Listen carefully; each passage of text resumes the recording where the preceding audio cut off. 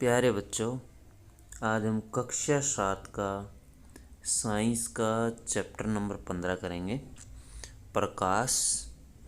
आज हम इसके अभ्यास के प्रश्न उत्तर करने वाले बच्चों।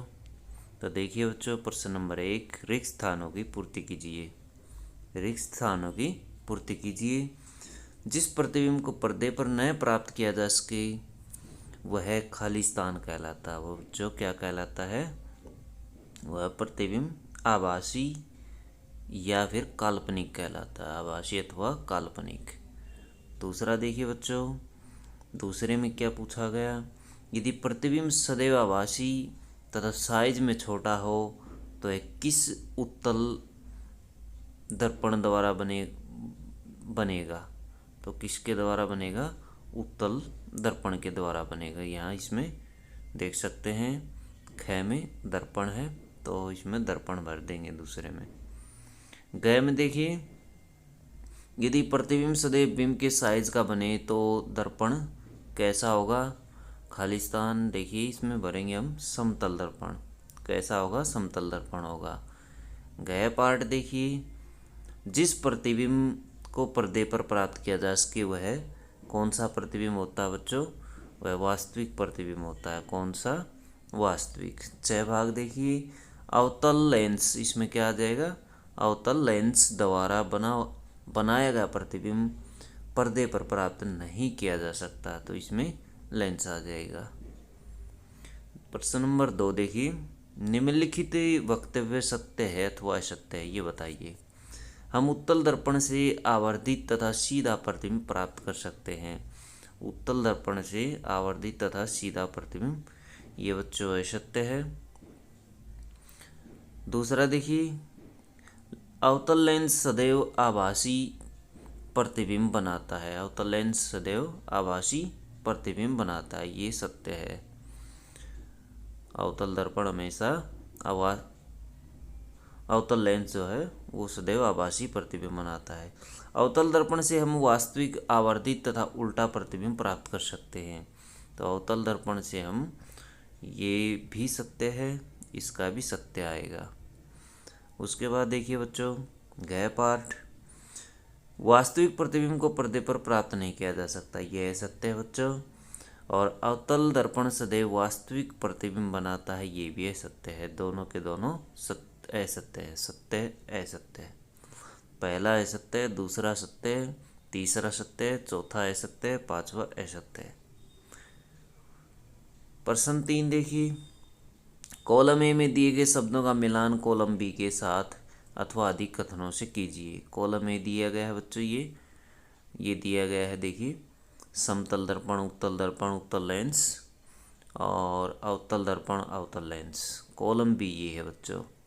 आवर्धिक लेंस की भांति उपयोग होना, अधिक क्षेत्र के दृश्य का प्रतिबिंब बना सकता है। दंत चिकित्सक धातु का आवर्धिक प्रतिबिंब देखने के लिए उपयोग करते हैं।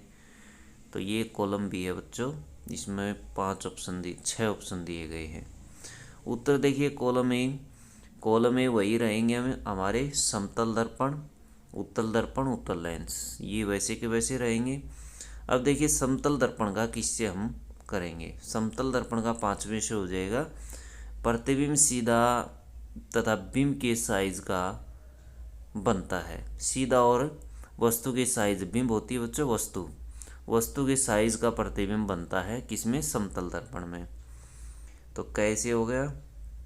अब ख है उत्तल दर्पण। उत्तल दर्पण का देखिए, ख किससे मिलान होगा? ख में मिलान हुआ है हमारा दूसरा, अधिक क्षेत्र के दृश्य का प्रतिबिंब बना सकता है, ज़्यादा से ज़्यादा क्षेत्र का प्रतिबिंब बना सकता है ये। ग देखिए, उत्तल लेंस।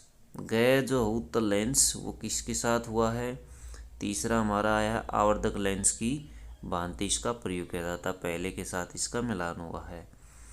और घ देखिए, अवतल दर्पण। घ क्या है? अवतल दर्पण। तो अवतल दर्पण का मिलान किसके साथ हुआ है? दंत चिकित्सक दांतों का आवर्धित प्रतिबिंब देखने के लिए उपयोग करते, तीसरे के साथ इसका मिलान हुआ है। उसके बाद देखिए बच्चों, लास्ट बचता है अवतल लेंस। तो अवतल लेंस का हो जाएगा किसके साथ? छठे के साथ। सीधा तथा वस्तु के साइज से छोटा प्रतिबिंब बनाता है। सीधा और वस्तु के साइज का प्रतिबिंब बनाता है ये। प्रश्न 4 देखिए, समतल दर्पण द्वारा बने प्रतिबिंब के अभिलक्षण लिखिए। समतल दर्पण द्वारा बनने वाले प्रतिबिंब के निम्नलिखित अभिलक्षण अथवा विशेषताएं होती हैं। तो देखिए, समतल दर्पण द्वारा बना प्रतिबिंब हमेशा सीधा बनता है, सीधे प्रतिबिंब बनते हैं। प्रतिबिंब का आकार वस्तु के आकार के बराबर होता है। प्रतिबिंब दर्पण के पीछे उतनी दूरी पर बनता है जितनी दूरी पर वस्तु दर्पण के आगे रखी होती है। प्रतिबिंब पार्श्व परावर्तित होता है। पार्श्व मतलब लेफ्ट हम देखते हैं तो राइट हमें दिखता है। जैसे हम दायां हाथ देखते हैं तो बायां हाथ हमें दिखाई देता है दर्पण में। दर्पण होता है बच्चों मिरर। मिरर जो हम घरों में आईना प्रयोग करते हैं उसको दर्पण कहते हैं। प्रतिबिंब दर्पण के पीछे बनता है, इसमें हमेशा पीछे प्रतिबिंब बनते हैं। प्रश्न 5 है, अंग्रेजी या अन्य कोई भाषा जिसका आपको ज्ञान है कि वर्णमाला के उन अक्षरों का पता लगाइए जिनके समतल दर्पण में बने प्रतिबिंब बिल्कुल अक्षरों के सदृश अथवा समान लगते हैं। अपने परिणामों की विवेचना भी दीजिए। तो बच्चों देखिए, अंग्रेजी वर्णमाला के निम्न अक्षरों के समतल दर्पण द्वारा बने प्रतिबिंब बिल्कुल अक्षरों के समान लगते हैं। जैसे AHIMOTUVW, ये ऐसे कैसे हमें दिखाई देंगे। बाकी जो अक्षर बच जाते हैं अंग्रेजी के वो हमें उल्टे दिखाई देंगे। इसका कारण है कि समतल दर्पण द्वारा बने प्रतिबिंब पार्श्व होते हैं, अर्थात बायां भाग दाईं तरफ और दायां भाग बाईं तरफ दिखाई देता है। तो उपर्युक्त अक्षरों के बाएं और दाएं भाग समान दिखाई देते हैं, इसलिए समतल दर्पण से बने इनके प्रतिबिंब मूल अक्षरों के समान ही दिखाई देते हैं। प्रश्न 6 देखिए, आभासी प्रतिबिंब क्या होता है बच्चों। कोई ऐसी स्थिति बताइए जहां आभासी प्रतिबिंब बनता हो। आभासी प्रतिबिंब जिस प्रतिबिंब को पर्दे पर प्राप्त नहीं किया जा सकता आभासी प्रतिबिंब कहलाता है। जब हम किसी वस्तु को अवतल दर्पण के बिल्कुल नज़दीक रखते हैं तो हम उस वस्तु का प्रतिबिंब उसी श्वेत पर्दे पर प्राप्त नहीं कर सकते जिसे दर्पण के पीछे रखा गया हो।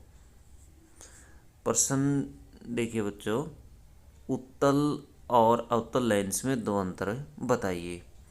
तो उत्तल और अवतल लेंस में दो अंतर हम बताएंगे। इनमें देखिए निम्नलिखित अंतर हैं। उत्तल लेंस देखिए,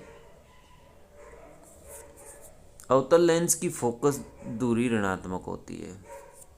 अवतल लेंस की फोकस दूरी है वो ऋणात्मक होती है। इसमें प्रतिबिंब वास्तविक, आभासी और उल्टा बनता है। और इसमें देखिए बच्चों, वास्तविक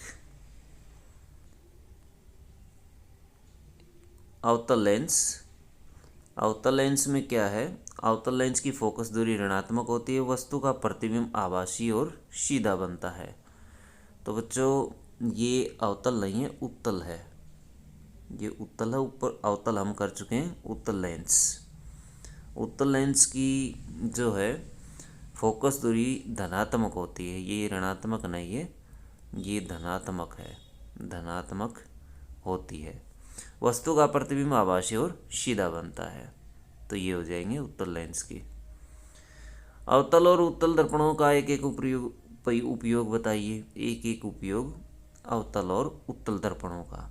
अवतल दर्पण के उपयोग शेविंग के लिए दूरबीनों व सोलर कुकरों में अवतल दर्पण का उपयोग किया जाता है। ये तो है अवतल दर्पण के उपयोग।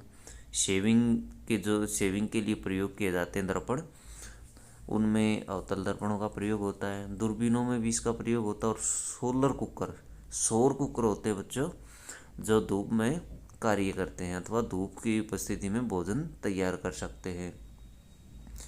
उत्तल दर्पण के उपयोग लाफिंग गैलरियों व वाहनों में पीछे से आने वाले वाहनों को देखने के लिए उत्तल दर्पणों का प्रयोग किया जाता है। वाहनों में जो साइड मिरर लगाया जाता है बच्चों, वो उत्तल दर्पण होता है। किस प्रकार का दर्पण वास्तविक प्रतिबिंब बनाता है? अवतल दर्पण बनाता है। किस प्रकार का लेंस, प्रश्न नंबर 10 है, किस प्रकार का लेंस सदैव आभासी प्रतिबिंब बनाता है? आभासी प्रतिबिंब कौन सा लेंस बनाता है? उत्तल लेंस। प्रश्न संख्या 11 से 13 में सही विकल्प का चयन कीजिए। तो 11 से 13 में सही विकल्प पहला देखिए 11वां, बिंब से बड़े साइज का आभासी प्रतिबिंब बनाया जा सकता है। बिंब होती वस्तु, वस्तु से बड़े साइज का प्रतिबिंब किस में बनाया जा सकता है बच्चों? ये बनाया जा सकता अवतल लेंस द्वारा, उत्तल लेंस द्वारा, फिर अवतल दर्पण द्वारा और समतल दर्पण द्वारा। ये किस में बनता है? दूसरा इसका ऑप्शन आएगा अवतल दर्पण द्वारा।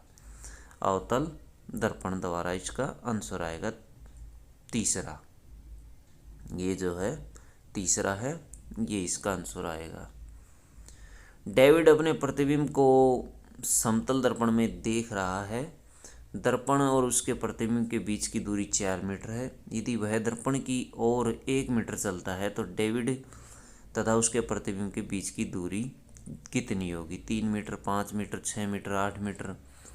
यदि देखो पहले वो खड़ा हुआ है, मान लीजिए ये दर्पण है और इससे 4 मीटर की दूरी पर वो खड़ा हुआ है। कितनी दूरी पर? मान लीजिए ये दर्पण है बच्चों, ये दर्पण है और पहले वो खड़ा है, यहाँ पर खड़ा है 4 मीटर की दूरी पर। अब वो 1 मीटर आगे चल पड़ता है, 1 मीटर चला गया तो अब बच गई 3 मीटर की दूरी। अब इन्होंने पूछा कि उसके प्रतिबिंब की बीच की दूरी क्या है? उसके डेविड और उसके बीच के प्रतिबिंब की दूरी हमें पता है समतल दर्पण में, ये समतल दर्पण है, समतल दर्पण में जितनी दूरी पर वस्तु रखी होती है उसके उतने ही पीछे प्रतिबिंब बनता है। तो प्रतिबिंब अब कितनी दूरी रह गई है? प्रतिबिंब की भी 3 मीटर रह गई है। 3 ये और 3 ये। पहले 4 और 4 थी दोनों तरफ, 4 4 8 थी पहले, अब 3 और 3 6 हो गई है। तो 6 मीटर की दूरी हो गई है डेविड और, यहाँ डेविड है, यहाँ प्रतिबिंब है, तो डेविड और प्रतिबिंब के बीच की दूरी 6 मीटर आ जाएगी बच्चों। ये ऑप्शन नंबर 3 आ जाएगा। ये इन्होंने दिया, गलत दिया है बच्चों, यहाँ पर 3 नहीं है, ये 6 है बच्चों, मिसप्रिंट हो गया है। प्रतिबिंब पूछा है इन्होंने, तो प्रतिबिंब की 6 मीटर है। एक कार का पश्चिम दृश्य दर्पण समतल दर्पण है।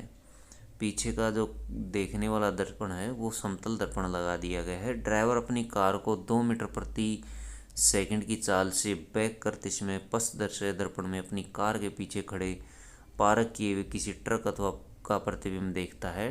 ड्राइवर को ट्रक का प्रतिबिंब जिस चाल से अपनी ओर आता प्रतीत होगा वह है, किस चाल से प्रतीत होगा? 4 मीटर प्रति सेकंड की गति से उसे ये दिखाई देगा। तो बच्चों ये थे आपके इस लेसन के क्वेश्चन आंसर। वीडियो अच्छी लगे तो लाइक करें, हमारे चैनल को सब्सक्राइब करें।